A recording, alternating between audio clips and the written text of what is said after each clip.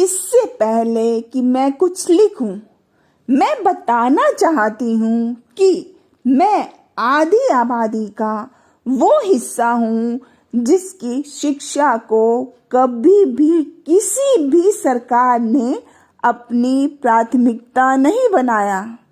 लिखना ना तो कभी मेरी चाहत रही, ना ही कभी मेरा साहित्य से साक्षात्कार हो पाया।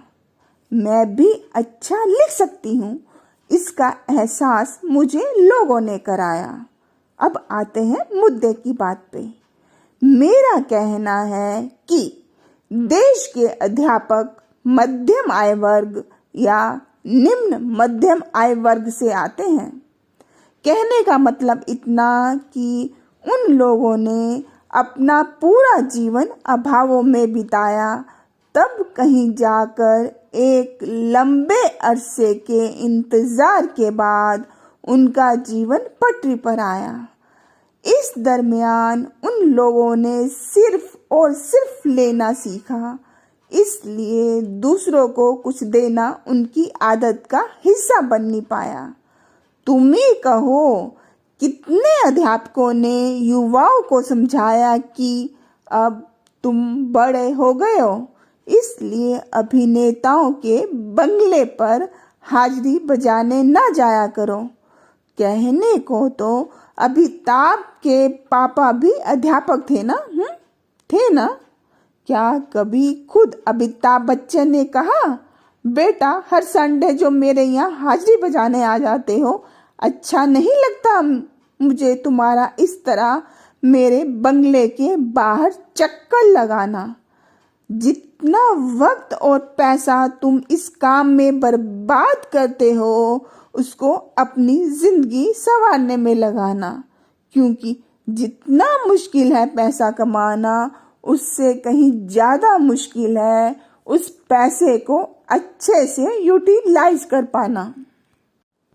रिटायरमेंट के बाद की इनकम रेगुलर इनकम से ज्यादा होनी चाहिए, लेकिन यहाँ तो युवाओं के लिए रोजगार ही नहीं। अध्यापकों, नेताओं और अभिनेताओं को इससे कोई सरोकार नहीं। देश में आज भी कितने अंधविश्वास हैं जिनको दूर करने के लिए किसी ने कुछ किया हो तो वो भी मुझे बताना। मैं चाहती हूँ छोटी छोटी बातों को समझाना। यहाँ हर किसी ने अपना फायदा देखा, तभी संभव नहीं हो पाया देश का दुनिया में अव्वल स्थान पाना। ब्राह्मण खुद कहते हैं, मैं नहीं कहती, ब्राह्मण खुद कहते हैं, हाथ सूखा ब्राह्मण भूखा।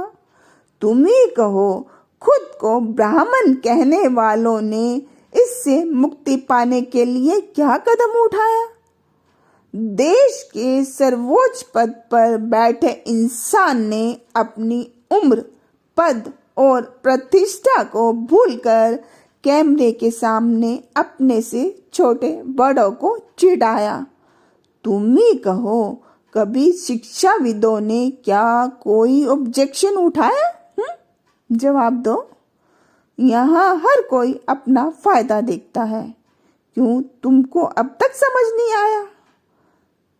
जब मैंने देश के नामचीन शायरों की शायरी का मतलब समझा और समझाया कि शायरी चंद शब्दों का खेल है, कभी कोई आगे कभी कोई पीछे, बस यही रेलम पेल है, तो उन्होंने मुझे जिंदगी का एक रंग नया दिखाया।